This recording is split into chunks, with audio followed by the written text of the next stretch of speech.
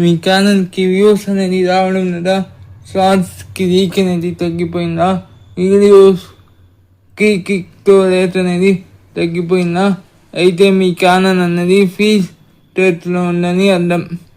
అసలు fees state అంటే ఏంటి అని ఇప్పుడైతే తెలుసుకున్నాం. ఫర్ ఎగ్జాంపుల్, మన వీడియోస్కి సడన్గా వ్యూస్ అయితే ఒకేసారిగా తగ్గిపోవడం, షార్ట్స్కి రీచ్ అయితే రావకపోవడం, సబ్స్క్రైబర్ కౌంట్ అనేది పెరగకపోవడం, ఇట్లాంటి పరిస్థితిని ఛానల్ ఫీడ్ స్టేట్ అని అంటారు. అసలు మన ఛానల్ ఫీడ్ స్టేట్లోకి ఎందుకు వెళ్ళిపోతుంది, మన ఛానల్ ఫీడ్ స్టేట్లోకి పోయేదానికి రీజన్స్ ఏంటి అన్నది చూద్దాం. ఫస్ట్ ఆఫ్ ఆల్, మన ఛానల్ ఫీడ్ స్టేట్లోకి పోయేదానికి రీజన్ అయితే మిక్స్డ్ కంటెంట్. ఒక కేటగిరీని అయితే సెలెక్ట్ చేసుకోకుండా మనకు నచ్చిన వీడియో అయితే పోస్ట్ చేయడం వల్ల ఆడియన్స్కి అయితే సరిగ్గా అర్థం కాదు మనం ఏ కేటగిరీలో వీడియో చేస్తున్నామన్నది. సో మన వీడియో అయితే కరెక్ట్ ఆడియన్స్కి అయితే రీచ్ అవ్వదు. సో మన ఛానల్ గ్రోత్ అనేది తగ్గిపోతుంది. Second, copyright and reusable content. ఇప్పుడు ఒకరు చేసిన కంటెంట్ని మనం డౌన్లోడ్ చేసుకుని మళ్ళీ మన ఛానల్లో పోస్ట్ చేయడం, దాన్ని కాపీరైట్ అండ్ రీయూజబుల్ కంటెంట్ అని అంటారు. అట్లా చేయడం వల్ల మన ఛానల్ గ్రోత్ అనేది తగ్గిపోతుంది. ఒక్కొక్కసారి మన ఛానల్కి కాపీరైట్ స్ట్రైక్ కానొస్తుంది. సో ఇట్లా చేయడం వల్ల మన ఛానల్ డిలీట్ అయ్యే ఛాన్సెస్ కానీ ఉంటాయి.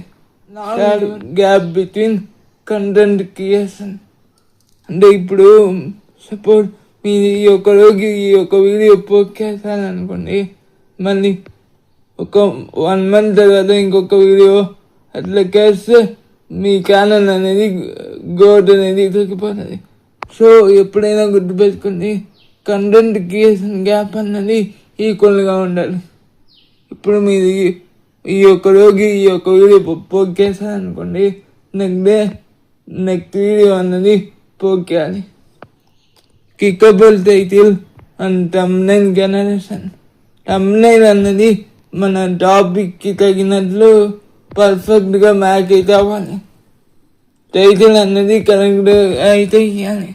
ఎప్పుడైతే మనం టైటిల్ అండ్ థంబ్నెయిల్ డిస్క్రిప్షన్ అనేది కరెక్ట్గా ఇస్తామో అప్పుడు మన వీడియో అన్నది కరెక్ట్ ఆడియన్స్కి పోయి రీచ్ అయ్యే ఛాన్సెస్ ఎక్కువ ఉంటాయి. ఆడియన్స్ రిటెన్షన్ కూడా ఒక మెయిన్ పాయింట్. ఆడియన్స్ రిటెన్షన్ అనేది ఎప్పుడు తక్కువ ఉంటుందో అప్పుడు యూట్యూబ్ అనేది మన వీడియోకి బూస్ట్ అనేది చేయదు. సో మన వీడియోకి వ్యూస్ అనేది తగ్గిపోతాయి. ఆడియన్స్ రిటెన్షన్ అనేది మనం పెంచాలి. అది ఎట్లా పెంచాలంటే, మనం ఒక వీడియో చేస్తున్నప్పుడు ఆ వీడియో ఏమైతే చెప్పబోతున్నామో బ్రీఫ్ ఇంట్రొడక్షన్ అనేది ఫస్ట్ 30 seconds లోపల మనమైతే ఇవ్వాలి. అట్లా ఇచ్చినట్లయితే ఆడియన్స్ అనే వాళ్ళు మన వీడియో లాస్ట్ వరకు చూస్తారు, మన వీడియో ఎంగేజ్మెంట్ పెరుగుతుంది.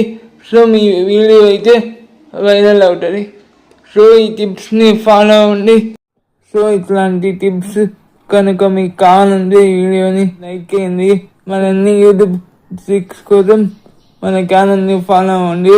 మీకు ఏమైనా యూట్యూబ్ గురించి డౌట్ ఉంటే కామెంట్ సెక్షన్లో మీ డౌట్ అనేది తెలపండి. సో